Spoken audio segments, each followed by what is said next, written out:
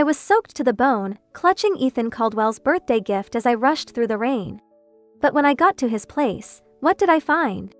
Not the man I thought I knew. There he was, tangled up with some up-and-coming actress. The old me would have broken down, maybe caused a scene. But not this time. I didn't cry, didn't shout. I just looked at him, calm and composed, and said, "It's over."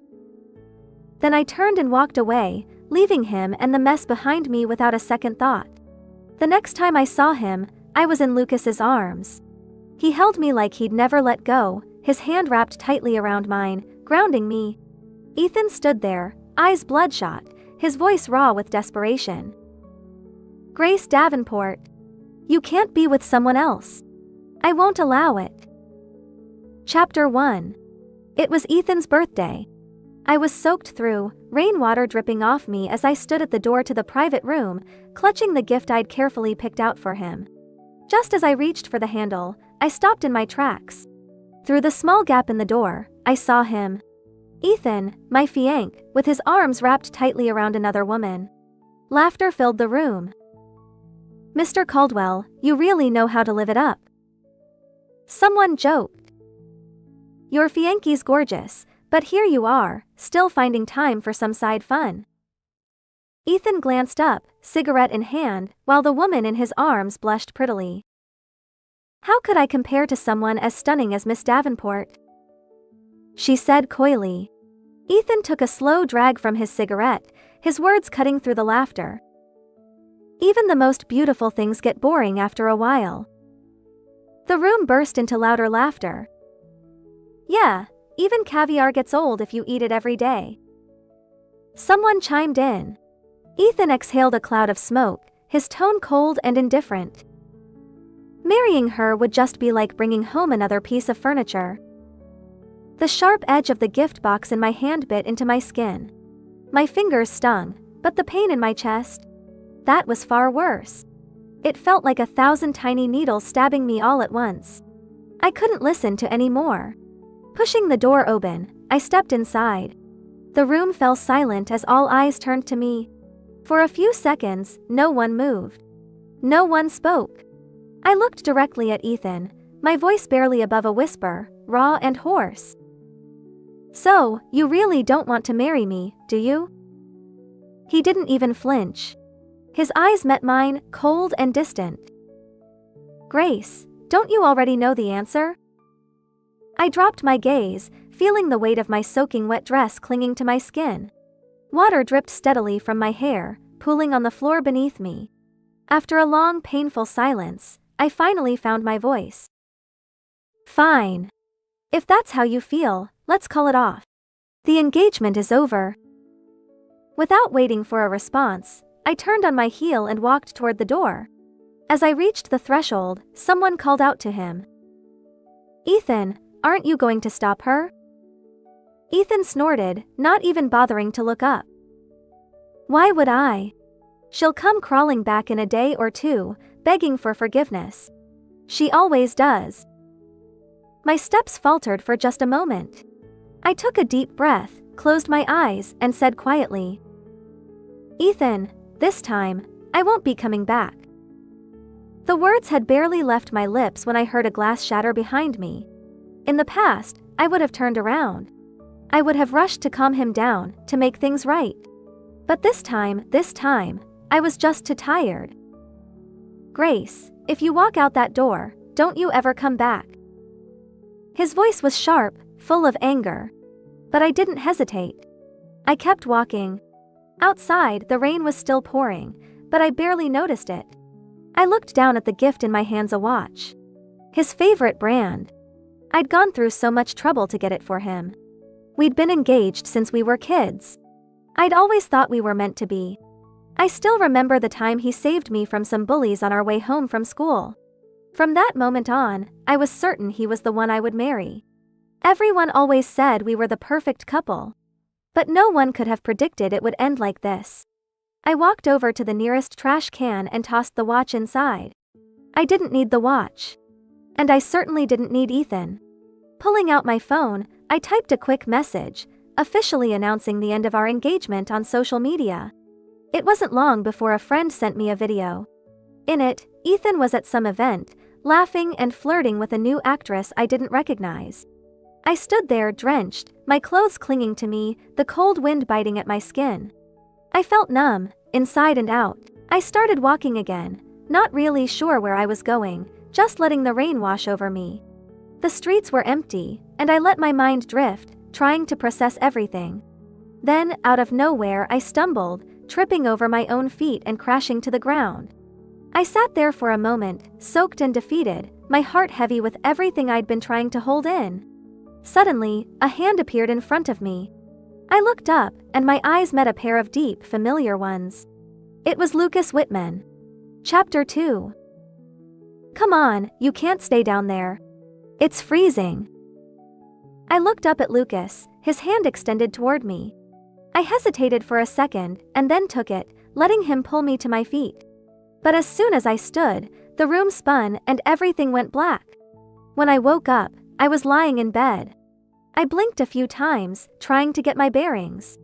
The room was sleek and modern, the kind of place that looked like it belonged in a design magazine. Clean lines, neutral colors, nothing out of place.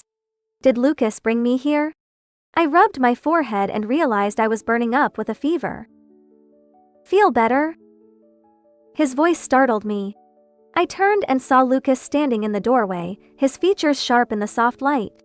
He looked, well, incredible. There was no denying it. He had a presence that drew you in without even trying. I sat up, feeling a little awkward.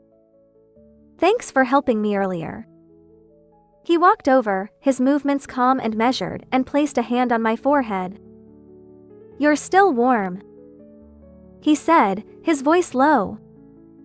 You should eat something before you take more medicine. For reasons I couldn't quite explain, being this close to him made my heart race. There was something in the air between us that felt charged, like I couldn't look at him without feeling a little off balance. Okay, I said softly, following him downstairs. In the kitchen, I sat at the table while Lucas busied himself with something on the stove. A few minutes later, he set a bowl of warm pumpkin porridge in front of me. Thank you, I said, offering him a small smile. I took a bite, and the warmth of the food slowly spread through me, soothing the lingering chill from the fever. It was simple but comforting, exactly what I needed. After I finished, Lucas handed me some medicine and a glass of water. He was surprisingly thoughtful. He hadn't missed a single detail. I took the pills, and as I handed the glass back to him, our fingers brushed. The contact was brief, but it sent an unexpected jolt through me. Flustered, I stood up quickly. I think I should get some rest, I said, my voice a little too fast. I'm still feeling lightheaded. Without waiting for him to respond, I headed back upstairs, feeling his eyes on me the entire way. Once I made it to the bedroom, I let out a long breath and sat on the edge of the bed, trying to calm my racing heart. My head was still foggy from the fever, and before I knew it, I was drifting off to sleep. I woke up hours later, my heart racing from a nightmare. The room felt too quiet, too still, and I knew there was no way I was going back to sleep anytime soon. I slipped out of bed and stepped onto the balcony, hoping the cool night air would clear my head. The sky was pitch black, no stars, no moon. Just an endless, empty darkness. And somehow, standing there in the quiet, I felt that same emptiness inside me. But then, out of nowhere, I felt something warm behind me. I turned quickly and nearly collided with Lucas's chest. I froze, looking up at him. His eyes, dark and intense, met mine, and for a long moment, neither of us said a word. There was something in the way he looked at me, something I couldn't quite place, like he could see right through me, peeling back all the layers I'd been trying so hard to keep together. My heartbeat quickened, and I suddenly felt very aware of how close he was. So, you really broke off the engagement with Ethan? He asked, his voice low. I nodded, swallowing hard. Yeah. It's over. His gaze darkened, something unreadable flickering in his eyes. There was a tension between us now, thick and palpable, the kind that made it hard to breathe. Then he leaned in, his breath warm against my ear. I know a pretty effective way to bring down a fever. he whispered, his voice sending a shiver down my spine. Want me to show you? I felt my face heat up instantly, my pulse racing. What do you mean? I asked, my voice barely above a whisper. Lucas smirked, his lips brushing against the skin of my neck, just above my collarbone. The sensation sent a wave of heat through me, and I shuddered involuntarily. Looks like you're pretty sensitive, he teased, his voice almost playful. I stared up at him, breathless, my mind racing. I wasn't exactly experienced in this kind of thing, but I wasn't naive either. I knew exactly what he was implying. Everything around us seemed to fade into the background. It was just him and me, his eyes locked on mine, pulling me in deeper. Biting my lip, I hesitated for a moment before leaning up, mimicking his move, and gently kissed the spot where his neck met his shoulder. Lucas stiffened immediately, his whole body going tense. For a second, there was nothing but silence between us. And then, without warning, he scooped me up into his arms, carrying me back inside. He laid me down on the bed, his eyes never leaving mine. Hovering above me, he reached down and cupped my chin, his touch sending sparks through my skin. And then his lips crashed down on mine, fierce and unrelenting. The kiss was intense and wild, and I could barely keep up. It felt like he was pouring everything into it, every ounce of tension, every unspoken word. Just when I thought I couldn't breathe, Lucas pulled back, his voice rough and low. Grace, he said, his breath coming in ragged gasps. Do you even know who I am? Chapter 3. He said my name like we'd been apart for years, like he was a lover who'd finally found me again. You're Lucas, I whispered, breathless. I wanted to tell him I knew exactly who he was, that I wasn't mistaking him for anyone else. But before I could finish, his lips silenced me once more. Meanwhile, at the club, Ethan had his arm around a woman, not the star he'd been seen with before, but just as alluring, her body a perfect distraction. Mr. Caldwell, I heard your fiancé's gone missing? Someone asked, clearly amused. Ethan's smile turned cold as his hand cupped the woman's cheek. Don't bring her up, he said with a sneer. She ruins the mood. The woman laughed softly, unfazed. But Ethan's expression shifted, dark and sudden. Without warning, he shoved her away. Get out. She blinked, startled. Mr. Caldwell? Ethan swept the bottles off the table, smashing them to the ground, his anger flaring. Didn't you hear me? I said get out. Frightened, the woman scrambled to her feet and ran out, too scared to ask any more questions. Sam, Ethan's closest friend, had been watching from the corner of the room. He leaned back in his chair, eyes narrowed as he spoke. Grace is crazy about you. She's probably just upset, trying to get your attention. Don't worry, she'll come back. Maybe even tomorrow, begging for forgiveness. Ethan's jaw clenched for a moment, but Sinan's words seemed to calm him, if only slightly. He let out a low laugh, careless and sharp. I don't care, he said, kicking over a trash can beside him. But when she does crawl back, I'll make sure she knows her place. He scoffed, shaking his head. She's playing hard to get, like she's got some kind of leverage. Who does she think she is? The truth was, everyone could see Ethan hadn't been himself lately, but no one dared to say it out loud. The next morning, I woke up, the bed beside me empty, the events of last night replaying vividly in my mind. My cheeks flushed at the memory. Who would have thought Lucas could be so intense? He always seemed so composed, so in control. But last night had been something else entirely. Mortified, I pulled the blanket over my head, trying to hide from the world. Then my phone rang. I peeked out from under the covers. It was my best friend, Jane. Grace! Where the hell have you been? Are you okay? I rubbed my eyes, sitting up. Yeah, I'm fine. Just had a fever. Good. And listen, don't even think about taking Ethan back, even if he begs. That guy's trash, and you know it. I could hear the frustration in her voice. You deserve someone 1,000 times better. Let Ethan regret losing you for the rest of his miserable life. I smiled, appreciating her loyalty. We talked for a few more minutes before I hung up. After freshening up, I headed downstairs and found Lucas in the kitchen, focused on something simmering on the stove. The smell of something warm and comforting filled the air, and I suddenly remembered the porridge from last night. So, Lucas can cook, I thought. It was a surprising discovery, someone like him, who had probably never needed to lift a finger in his life, quietly making breakfast. I walked over, trying to act casual. Lucas was wearing nothing but a loose bathrobe, the fabric hanging just enough to reveal his toned chest. And in that moment, flashes of last night came rushing back, heating my cheeks all over again. I quickly turned my gaze away, desperate to change the subject. I didn't know you could cook. Without a word, Lucas pulled me into his arms, his voice low and teasing. I don't like strangers in my home. So, I learned to do it myself. He lifted a hand to brush my forehead lightly. Looks like last night's method worked. Your fever's gone. My face flamed. You really don't have to keep bringing that up. I muttered, giving his shoulder a playful shove. I'm still sore, thanks to you. He smiled, pulling me closer, his hands moving to my waist, gently rubbing the tension there. Sorry. I'll give you a proper massage later.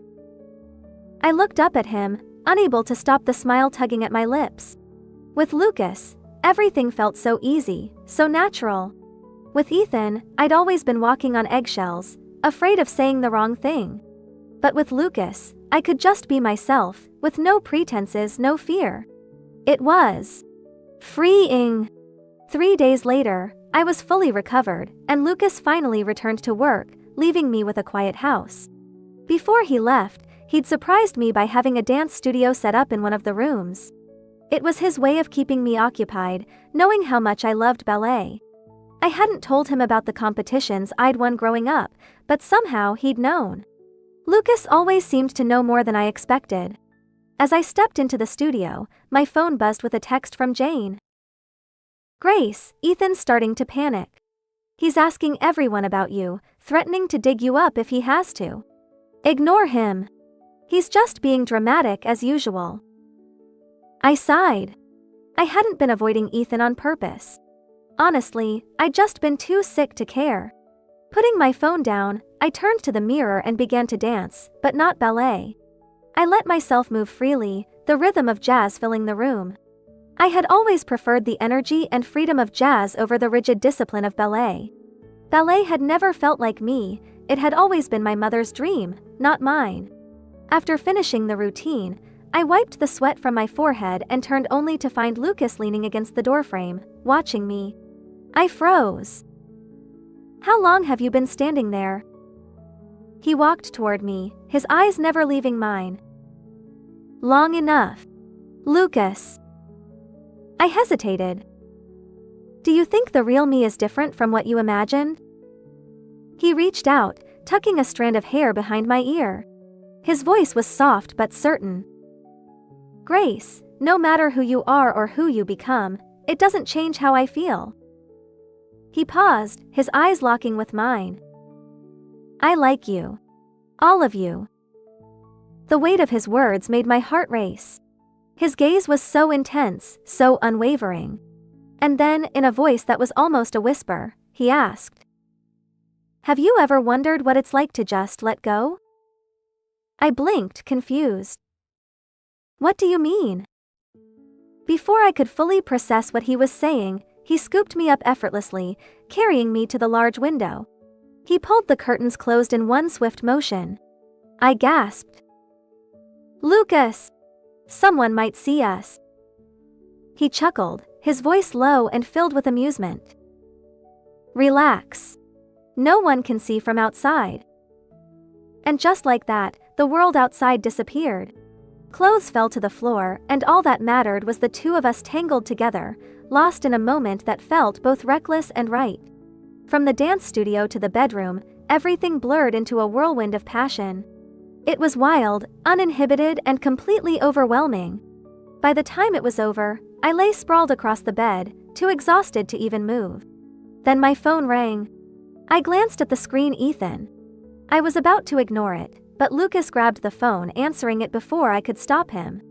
And then his lips were on mine again, deep and consuming. A soft sound escaped me, and I could hear Ethan's voice exploding on the other end of the line. Grace! What the hell is going on? Tell me right now. Chapter 4. Lucas hung up the phone. It wasn't long before it rang again. Definitely Ethan. This time, Lucas didn't hesitate. He shut the phone off completely. The next morning, I woke up feeling refreshed. No alarms, no rush. Just the soft light filtering through the curtains, and for the first time in a long while, I felt at ease. After lunch, I found myself standing in the garden, scrolling mindlessly through my phone. The internet was still buzzing about the broken engagement between Ethan and me. The gossip seemed endless. I hadn't been paying much attention to the news or to my mother, who had been calling and texting nonstop for days. I hadn't replied to a single one. In everyone's eyes, I was the perfect girl. The obedient Davenport family princess is flawless in every way. But no one really knew the truth. No one knew that my entire life had been scripted by my mother.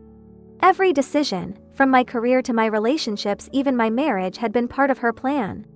I'd never had a say in any of it. What I wanted didn't matter. It was always about what I could bring to the family and how I could elevate the Davenport name. The marriage to Ethan's family had been a power move, a way for my mother to secure her status. She never cared how I felt about it, or about the insults I had to endure. All she ever told me was to keep him happy, no matter the cost to me. I stared at my phone for a long time, struggling with what to do. Eventually, I gave in and called her. She answered after barely half a ring. I didn't even get a chance to say hi before she cut in. Where are you? Her voice was sharp. I've been sick. I started. I don't care if you're sick. She snapped. You need to go to Ethan and fix this. Apologize. Do whatever it takes to make sure the wedding happens. I wasn't surprised by her reaction, but it still stung. The only thing that mattered to her was salvaging the engagement and protecting my family's reputation. I didn't bother arguing. I just hung up. As I stood there, staring blankly at my phone, I felt arms wrap around me from behind. Lucas pulled me close, his warmth instantly dissolving the tension in my shoulders. Don't worry, he murmured, his voice low and steady. I'll take care of everything. I turned to face him, looking up into his eyes. With Ethan, I had always felt like I was walking on eggshells, constantly second-guessing myself. But with Lucas, things were different. He made me feel safe and sure of myself even in the quiet moments. He held me a little tighter, his chin resting on the top of my head. Grace, you don't have to think about any of it. I'm here now. Let me take the weight off your shoulders. I leaned into him, my cheek resting against his chest, listening to the steady rhythm of his heartbeat. I closed my eyes, letting his words sink in. I know. I whispered. Later that afternoon, I went to the dance studio. There was something about the familiar movements, the discipline of ballet, that helped me clear my mind. As I finished a routine, Lucas walked in, holding a glass of water. He handed it to me as I caught my breath. Grace, he said, his voice soft but deliberate. There's an event tonight. Come with me? I knew what he was really asking. This wasn't just about attending a party. It was about going public about us. I took a sip of water, thinking for a moment. Then I smiled and nodded. Sure, I'd love to. I saw how my answer affected him, the way his throat tightened slightly, the way his eyes softened. Grace, he said, my name like a promise on his lips. I couldn't help but laugh a little. Meeting you that day, it changed everything. And it had. Before Lucas, I hadn't realized how much of myself I'd been holding back. He made me feel alive in a way I hadn't known was possible. Lucas leaned down, his lips brushing mine in a soft, lingering kiss. As I pulled back, half dreaming, I thought I heard him murmur, "That day wasn't just a coincidence, I'd been following you for a while." By the time evening rolled around, we were at the event together. Lucas, with his quiet confidence, drew the attention of everyone in the room. He introduced me to people as his girlfriend, making it clear to anyone who asked. I could feel the curious eyes on me, the silent judgments, but no one said anything outright. They were polite, friendly even.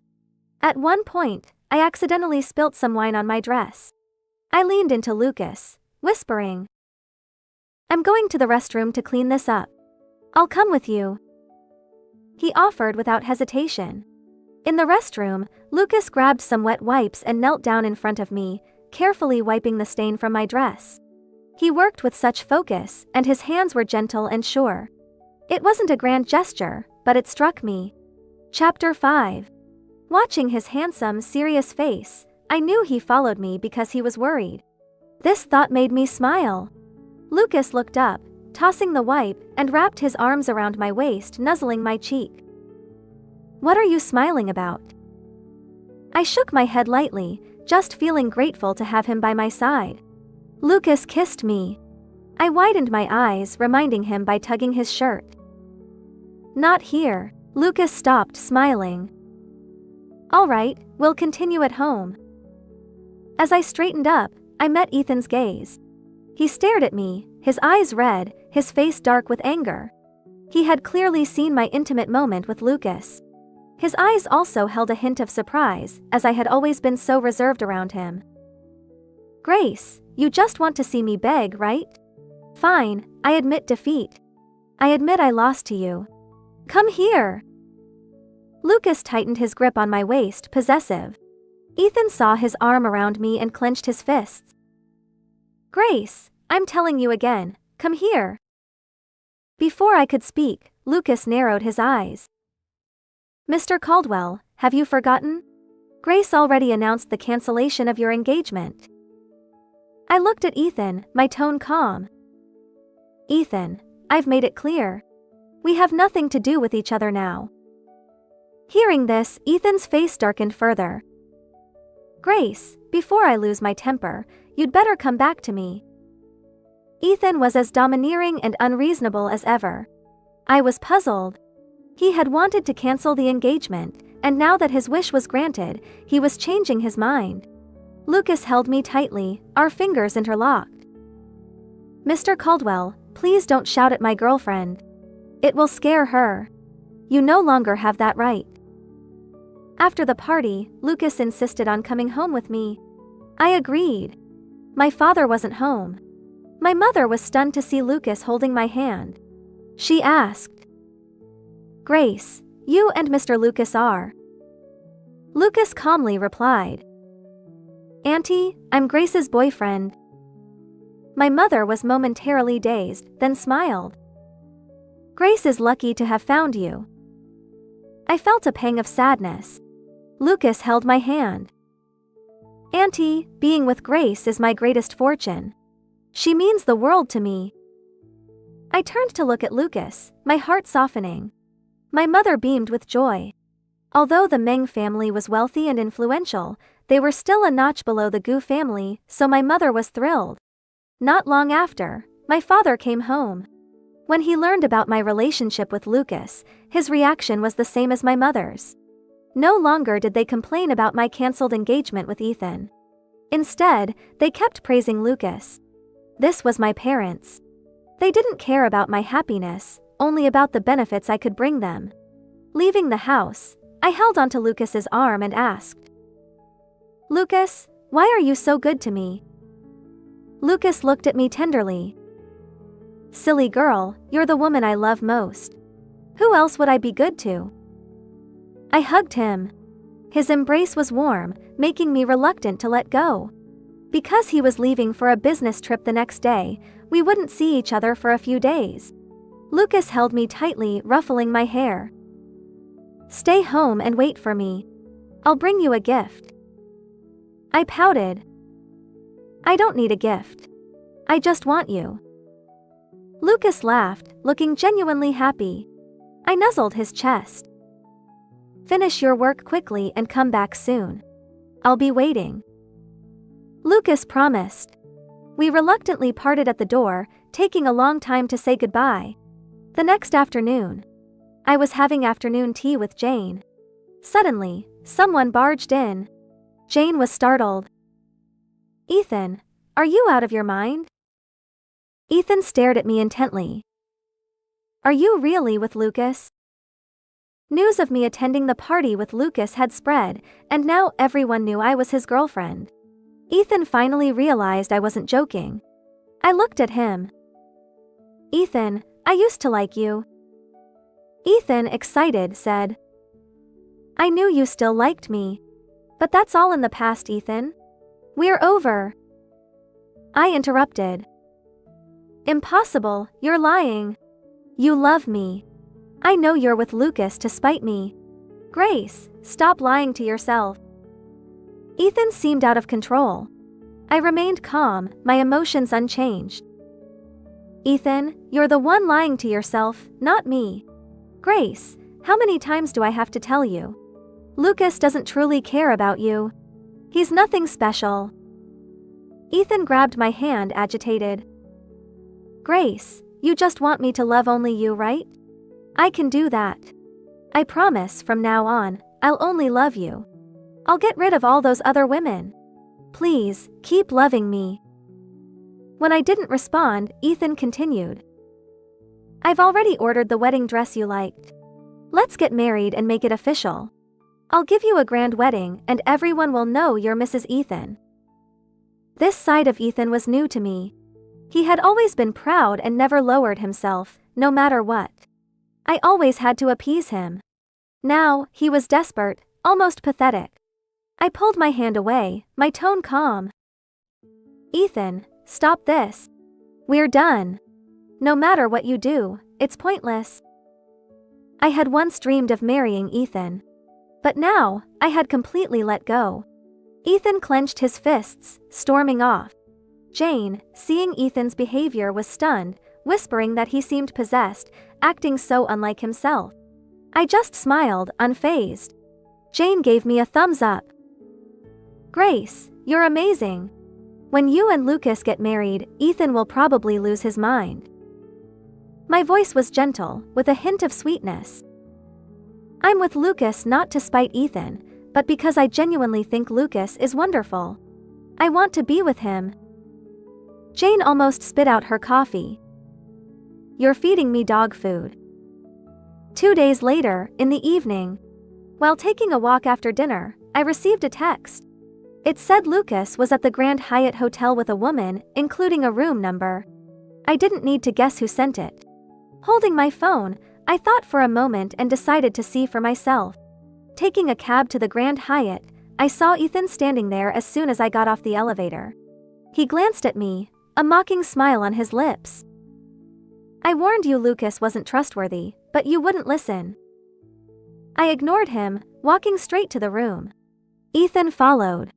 I rang the doorbell, waiting a while with no answer. Just as I was about to ring again, the door opened. Lucas stood there, looking unwell, wearing a wrinkled shirt.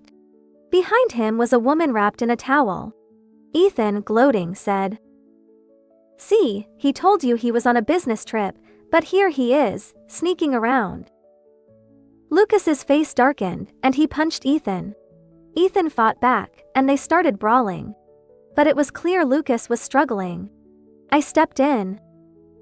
Enough, stop fighting. Lucas stood up, looking at me. Grace, I didn't touch her. I haven't done anything to betray you. I looked into Lucas's eyes, speaking without hesitation. I believe you. I know you're innocent. Ethan, furious, shouted, Grace, how can you trust this man who was caught with another woman so easily? Yet you broke up with me just for kissing another woman. I replied calmly, Ethan, you and Lucas are completely different. There might be thousands like Ethan in the world, but there was only one Lucas. Ethan stood there stunned. After a while, he pointed at me. Grace, you never cease to amaze me." With that, he stormed off. Lucas asked the woman to leave. Then he took my hand, explaining everything. He had been at a business dinner and got food poisoning. Someone took advantage of the situation, bringing him to this room, where he found an unfamiliar woman waiting. It was clearly a setup, orchestrated by Ethan to ruin our relationship. That's why Lucas had hit Ethan earlier. Hearing this, I hugged him tightly. Smelling blood, I noticed Lucas's arm was bleeding. I asked, worried, "Your arm is bleeding?" He tried to reassure me. "It's just a small cut, don't worry." But as he spoke, Lucas lost consciousness and collapsed. I quickly called for help, getting Lucas to the hospital. The doctor treated his wound, which fortunately wasn't deep and wasn't life-threatening. To stay conscious, Lucas had cut his own arm. Seeing him pale on the hospital bed, my heart ached. When he woke, seeing my tear-streaked face, he gently comforted me. "Don't cry, I'm fine." He handed me a small box, regret in his voice. "I wanted to surprise you, to tell you I was back, but it turned into a scare." Inside was an anklet. I asked, puzzled. "Why an anklet?" Lucas held my hand, answering, "I want to keep you by my side forever." I couldn't help but laugh. That sounds a bit old-fashioned. As we were about to leave the hospital, we ran into Sam, Ethan's friend, rushing in. He shouted, "Grace, hurry, Ethan had a serious car accident." He had never called me Grace before, and now it felt wrong. Especially since Ethan was the reason Lucas was hurt, I coldly replied, "Don't call me Grace, Ethan and I are over." Chapter 8. Sam was taken aback. He probably didn't expect me to be so calm. I ignored him, helping Lucas leave. Later, I saw news of Ethan's car accident online. They said he was severely injured, with no part of his body unscathed, and he was still unconscious. A week later, it was my birthday. Lucas booked a rooftop restaurant to celebrate. After dinner, we stood quietly, admiring the night view. Lucas asked, "Do you remember the first time we met when we were 8? I blinked. "I really don't." Lucas gently pinched my nose. "You came to my house as a guest, holding a small piece of cake. You dropped it and started crying. I walked by and thought, which kid cries so adorably?" I laughed. "You like seeing me cry?" Lucas raised an eyebrow. "Especially when you're pouting in bed." I pretended to be angry, pinching his waist, but found his muscles too firm to pinch. Lucas held my hand, suddenly serious. He took out a small, exquisite box from his pocket, opened it, and knelt down. "Grace, will you marry me and become Mrs. Lucas?" I stared at him, speechless. My silence seemed to make Lucas nervous. He bit his lip.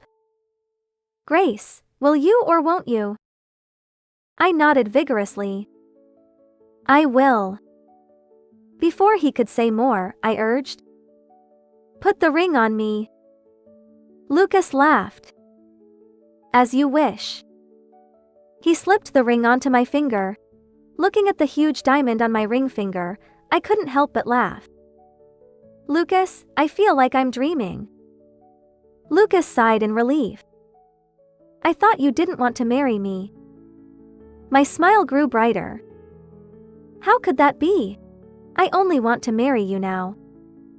On the way home, my mom called, saying Ethan had sent a gift. It was an expensive emerald bracelet. I looked at the night view outside. "Mom, send it back. I don't want anything from him." After hanging up, I received a message. It was from Ethan, simply saying, "Happy birthday." I glanced at it and deleted it. As soon as we got home, Lucas pinned me against the wall. His eyes were deep. "Grace, my heart aches." I was startled. He continued, "I should have confessed earlier. Then we could have been together sooner. I've loved you for so many years." I saw he had drunk a lot, trying to act normal but clearly very drunk. I hugged Lucas. "I love you too." He said so much. He had liked me since childhood, but when he found out about my engagement to Ethan, he suppressed his feelings, secretly loving me all these years. I was surprised, thinking back to his past actions, and couldn't help but laugh. Later, while having dinner with Jane, she mentioned Ethan had been in the hospital for over a month, hoping I'd visit. But I never did. At first, he was furious, but eventually, he lost hope, refusing treatment, drinking in his hospital room, calling my name when drunk, saying he loved me. To me, it felt like someone else's story, leaving me unmoved. On our wedding day, the weather was perfect. I wore a beautiful wedding dress, and seeing Lucas, looking so handsome, walking towards me, I felt a warmth in my heart. Like that rainy night, he seemed like a god sent from above. Lucas placed the ring on my finger, hugging me tightly. Flower petals floated down, and he kissed me under the falling petals. I felt incredibly happy, as if a long empty part of my life was finally filled. Out of the corner of my eye, I saw a figure, possibly him. But it didn't matter anymore. Lucas picked me up, whispering, "Let's go home, my wife." I smiled, hugging him back. True love should be mutual, with both love and being loved, making it perfect.